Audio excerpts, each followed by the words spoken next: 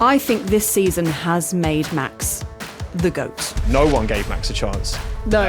Anyone other than McLaren a chance after Zandvoort, and here we are. I'm also going to call Max the People's Champion. That's what I think we should call him for this season. He's the People's Champion. He has won over, as you said, so many fans, so many extra fans that he didn't have in previous seasons. It's the way it goes sometimes, you know, and this, again, 2 points shy, will be remembered as one of Max's greatest seasons, which is kind of amazing.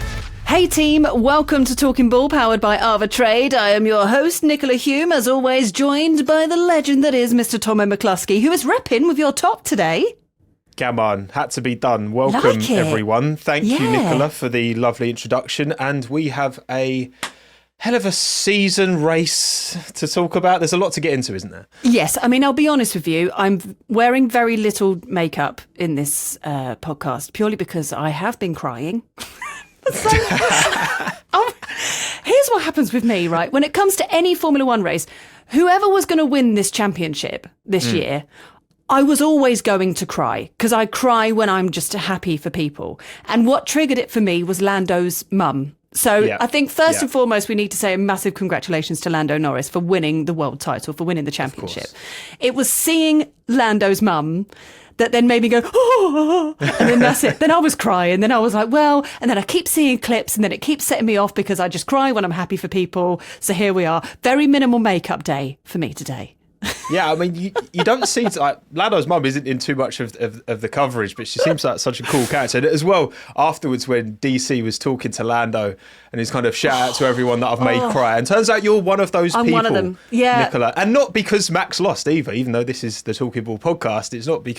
It's because of Lando's mum. So it was because of Lando's mum, and then I'll tell you what else triggered it as well was hearing Max's radio message as well. Because his radio message after it finished, he was very much like, look, please don't be disappointed. We've had an incredible season. I want to say thank you so much to everyone. And it was just such a lovely message back to the team. And then I saw GP look upset on the pit wall. Then I was crying again.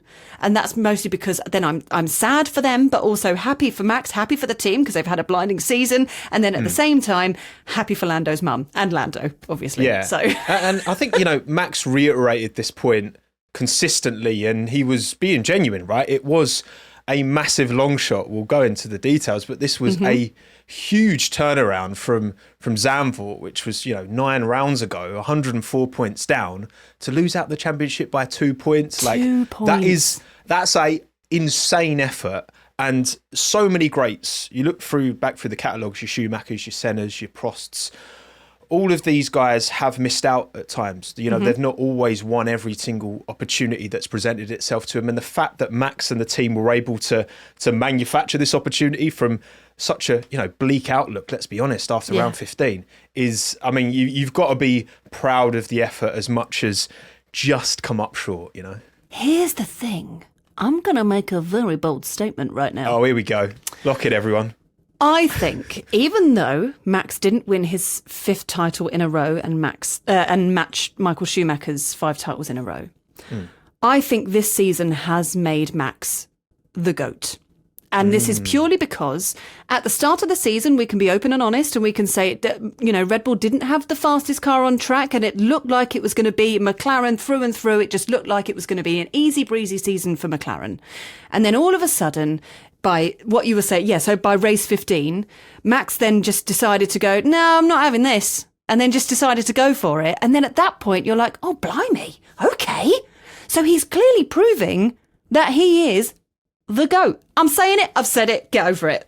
On record. Look, I think as well, when you look at Max's championships, they've all been very, very different, haven't they? Obviously, 21 was blow for blow throughout the entire season and came down to the last race. 22, Charles put up a strong fight at the start of the year and then were able to move clear. 23 was, of course, complete domination. And then 24, you had Lando kind of coming towards the end of the season and putting up a fight and making it a little bit tense at times. And now we've had 25 where, he's come from absolutely nowhere to not just be a factor in this race, but to come within 2 points is so they've all been different. I guess that's maybe a question. Yeah, like to have won all of these titles in such different manners and come up so close short, but still be right up there. It could be 5. It's not quite 5. What season stuck out to you, Nick? Do you think this is the best, even though he's not won it? Do you know what? I think it might be. I mean, of course, the season of the RB19 where he just won everything and was winning races by, 15 to 20 seconds a lot of the time. That was my first season starting Talking Bull. That was a blinding season. And it was so exciting to watch this guy just run away with it. But then, this season, 2025 season, has been popcorn.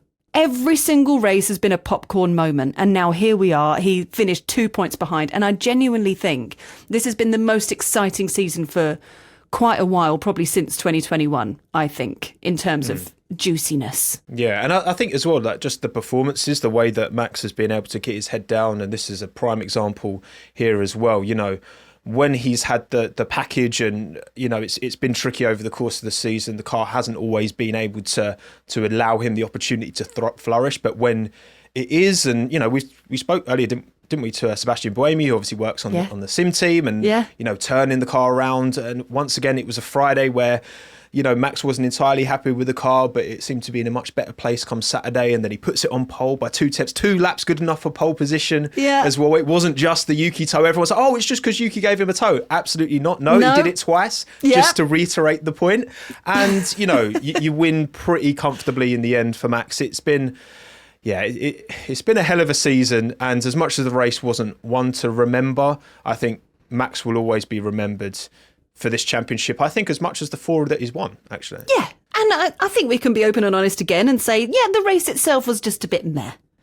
I wanted something a bit more juicy and a bit more dramatic, and obviously we weren't offered that, but what can you do? I mean, no safety cars or any of that jazz, but what can you do? It finished, Max and Red Bull did their absolute best that they can do by winning that race, and then everything else was all up to chance. There was nothing more he could do, but still, 8 wins in the bag for the season is pretty blooming good. Pretty blooming good when we all thought McLaren were running away with it. 8 poles as well. So he's won, more races than the McLaren boys individually and more poles than the McLaren boys individually. But that's the way it goes sometimes. That is just the way it goes. And I'll tell you what, Nick, there will be a lot of ifs looking back at this season at many moments for all 3 of them, to be honest. But to quote the main man himself, if my mum had balls, she'd be my dad. So, you know what I mean? Exactly. Yeah. I'm not going to get caught too much in being like, if this had happened at this race, then maybe this... Because that's not how reality works. So, you know what? It is what it is. And Max was... honestly, I think Max has gained a lot of fans over the course of the season. But also how, he was just kind of... seemed pretty happy for his mate at the end and was really congratulatory to Lando. Yeah. And it's nice. You know what I mean? It's nice. It was really lovely, but I'm also going to call Max the People's Champion. That's what I think we should call him for this season. He's the People's Champion. He has won over, as you said, so many fans, so many extra fans that he didn't have in previous seasons.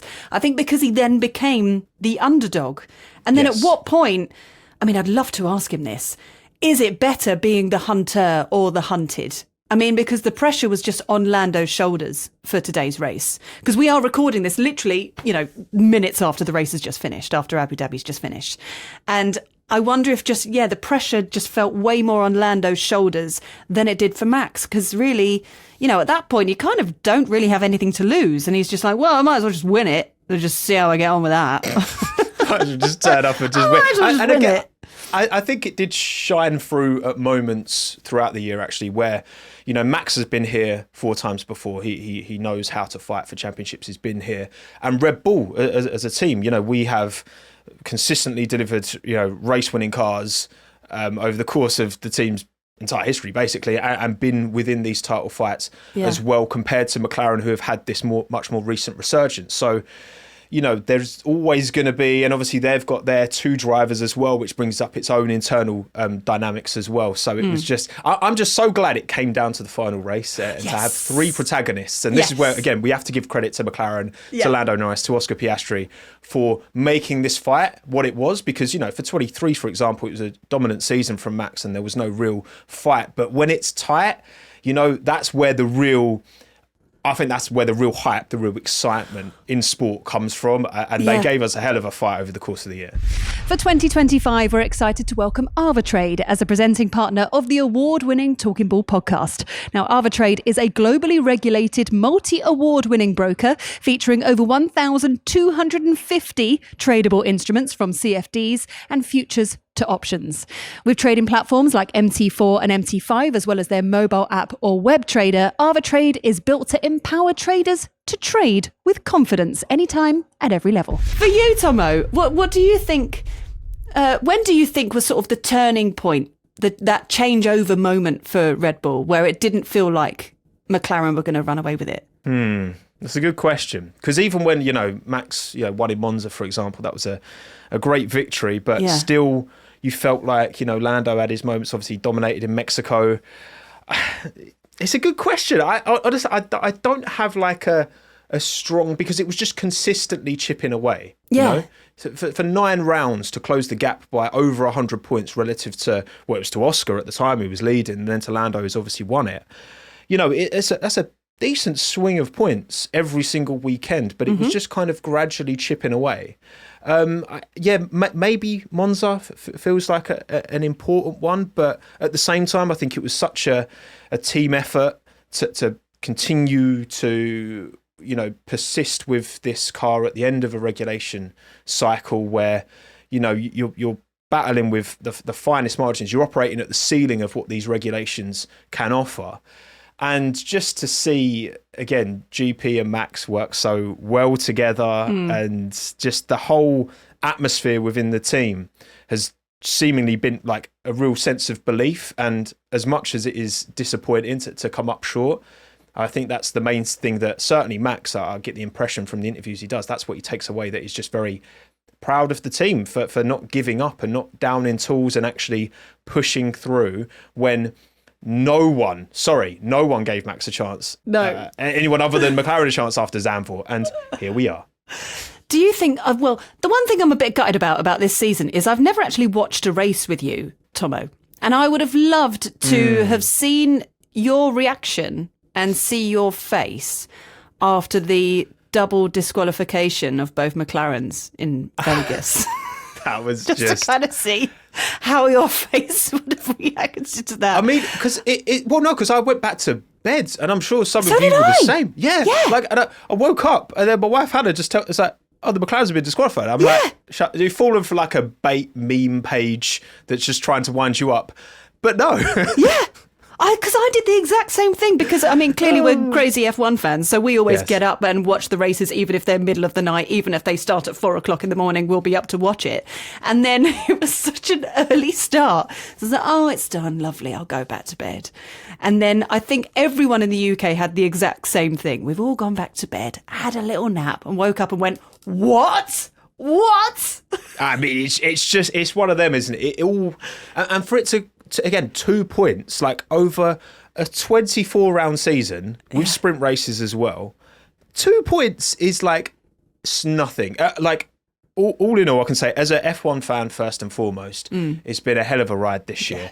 And, start of a new regulation cycle, typically the field spreads and obviously we've got new power units as well, which is going to be a big differentiator, and we'll see how that plays out.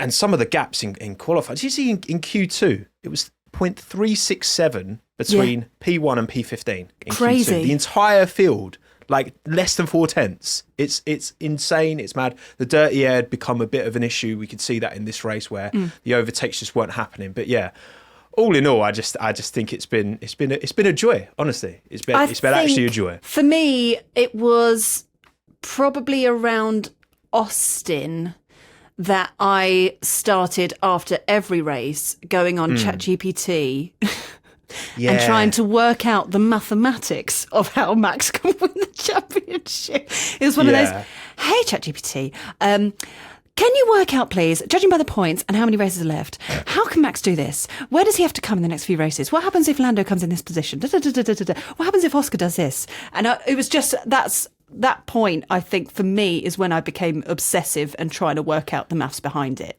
Yeah, I think as well, Austin illustrated the reality, which is that mad stuff can happen. Very, very unlikely things, like both McLarens being out of that sprint race, can happen. And it's like in this Grand Prix, you have to wait until the final corner of the final lap to actually know, because especially at the end of the year as well, all these engines have been run throughout the season. You know, they're pushing it on reliability. The fact that I think everyone finished, right, I want to say, which is kind of, you never really see that in a finale. There was so much opportunity for things to go wrong. And look, just control the controllables. I guess that's all you can do. You have to sometimes leave the rest up to Lady Luck, and sometimes she is in your favour, sometimes she is not. And the game is the game, Nick. The game is the game. I mean, if we look back to when Laurent joined the team as team principal, it feels like, because we spoke to him recently and the episode's out now, so if you have a look on the page, if you're watching right now on YouTube, you can go back and watch the episode. It was a really lovely chat with Laurent Mekies.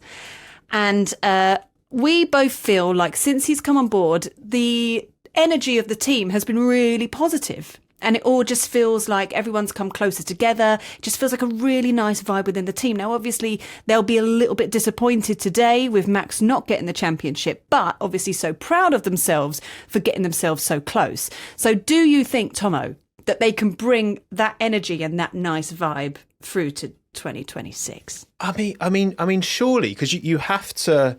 Of course, you look at the recent history of the team and all the championships that Max has won, and it has been a very, very successful ground effect era for Max Verstappen and Rebel Racing, like no question. And then you look at the early season momentum, it was very much in favour of McLaren. Laurent's come in, and I mean, since he has joined the team, the trajectory has been excellent. The results have been overall excellent. He's obviously going to instill his own ways and do things in his own approach for the long term, right? Because this is about 26 onwards now. You know, the end of a regulation cycle, it's very limited to how much of a difference practically, you know, new management is going to be able to make to the car, because the car exists. It's been iterated on since 22, 23, 24 into 25. Yeah. But now 26, you know, fresh, clean sheet of paper can start again and hopefully make something that's competitive. And again, this is what we asked Laurent when we spoke to him, you know, how do you judge success when you are, you know, with the new power unit and with the new chassis? And he's like, you know, you just play towards the theoretical limits and try and maximize what you can do, and come show and tell in Bahrain in 26, then we'll find out. But until then, we can just hope. But so far so good, right? So far so good, I think it's fair to say. Yeah. I would also like to take this opportunity to give a shout out to Hannah Schmitz, the absolute queen of strategy. What a goddess. But I do want to ask you this, Tommo. At the end of this race, the Abu Dhabi race, Max was a good 24 seconds ahead. He was an easy pit stop ahead. Do you think it would have been better if Max had pitted for softs and then kind of tightened up the pack a little bit? Do you think that would have made a difference? Or do you think staying out was the better shout? Yeah, certainly a theory that the thing is that only works for Max if he is able to put Lando in trouble, essentially, which is, of course, what Lewis tried on Nico Rosberg in 2016 to no avail. It didn't work then. Yeah. And I don't think it would have worked now. You know, again, you back the pack up. Lando would have been in Oscar's DRS tow. And, you know, maybe in that instance, McLaren would have been like, right, let's just swap Norris and Piastri just to keep.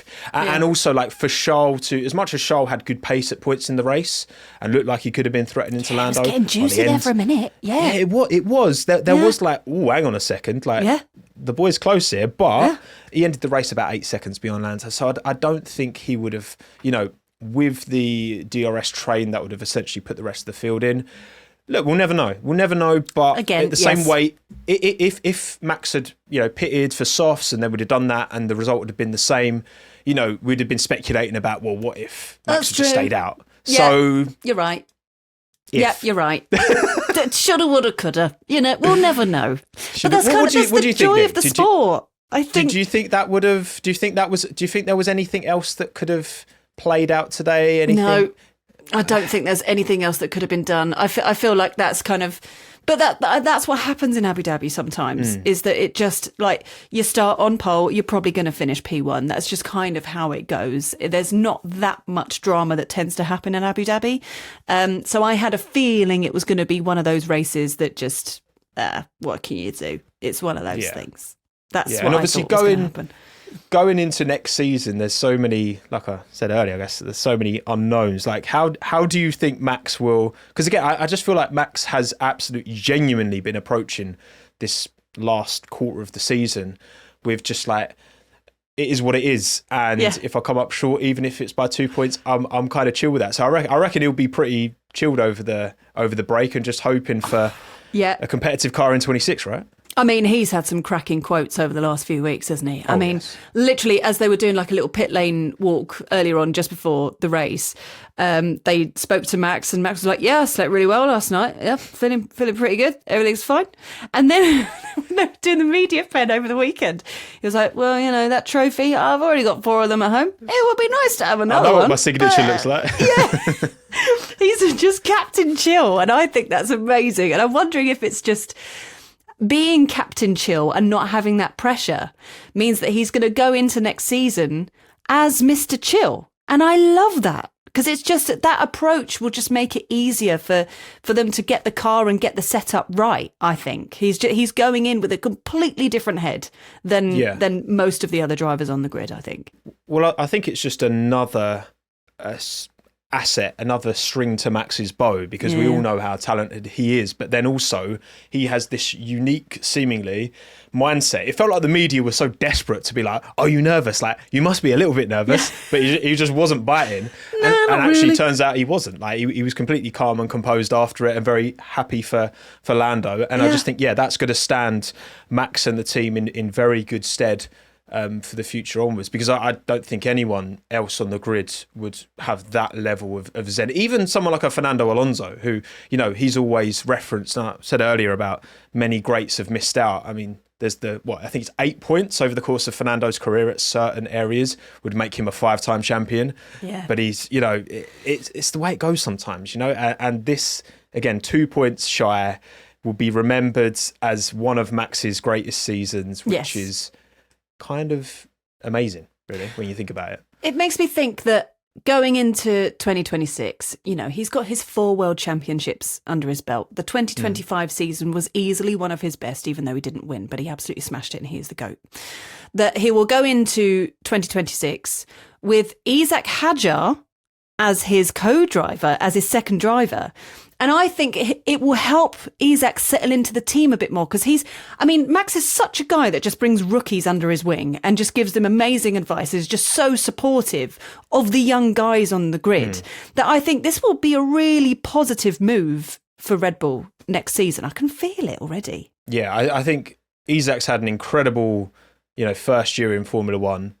You look back at his junior career and there were highlights. There was, you know, a difficult first F2 season, much better in his second F2 year, and then has, kind of hit the ground running. Very little preparation as well relative to some of the other rookies, and just, I think, impressed everyone. I think he's up there for Rookie of the Year, no doubt. And he feels like a real star. And he's got such character. I just get kind of, you know, soaked up in Hadjar's, I don't know, approach and his banter, and he's just, I think he's great. So I'm very optimistic. I really hope that, you know, giving Isaac this opportunity, again, start of a new regulation cycle, so it's a new car for everyone to get on top of, full pre-season, all of that, will set the foundations in place that he can show that he can, because look, no one's asking him to beat Max in his first season, because that's frankly unrealistic, right? Yeah, because Max is that good, but, you know, show a step forward, show a step closer to Max than we've seen over recent years, and you know, deliver a season where I think, he's got so much to show, and I think that fight in him as well. That's what I love. I love that fight in him. I think as well, on behalf of Tommo and I think, you know, you're listening or watching this podcast because you are a Red Bull fan. And it was wonderful speaking recently to Laurent, because he wanted to give a message out to the fans and saying, look, the team can do 1,000th of a second to get it closer and closer, but actually it's the fans that also adds that extra thousandth here and there. So I think we can speak on behalf of Red Bull and say a big thank you to the fans for being so behind the team this year and so behind Max. It's been incredible. 100%. I mean, look, it's the fans that keep this sport going. Without fans, there's no sponsors. Without sponsors, there's no money. And this is how this whole thing, keeps turning and keeps all these drivers in jobs and keeps them entertaining us. So, yeah, I think, huge shout out to everyone, all the staff as well that have worked, and there's plenty of the staff, aren't in the race teams or be back at Milton Keynes have been doing their thing. And like you say, all of the fans that have just kept on board and not given up, because I think, look, to be fair, I think whether you're a Red Bull Verstappen fan or not, I think one thing consistently you could say over the course of the year is that very few people actually gave up any hope on Max, because this guy is like, he's honestly freakishly good. Like I can't remember the last time that a driver has made this kind of, I almost think maybe Schumacher, and had this real like edge and been able to kind of get in the other drivers' heads in a way that just feels unique and special. And yeah, it's going to be a hell of a ride next year. And we know we've got a great fan base along for the ride as well. So I'm excited. We got that, and we've got next season. But actually, in terms of talking ball, we're not done yet for this year. No. We're not done. Annoyingly, we're not actually allowed to tell you much. But we can say. No, I can do it like a gentle tease. Yeah. Go on. We can say we got some of the big boys coming on the podcast. Is that, can I say that? I mean, look, big boys is a very arbitrary, take. It could be, what does that mean? It's a good tease. That'll do, Nick. That'll do the job. Do you know what that means? I think you should be subscribing to Talking Ball wherever you get your podcasts. I agree. I think notifications on, I think I think interact, comment. The more you feed the algorithm, the more the algorithm feeds you back. Feed us, and we will feed you with juicy content with the big boys, because that's what's coming. Oh, Nicola, you are honestly the gift that keeps on giving.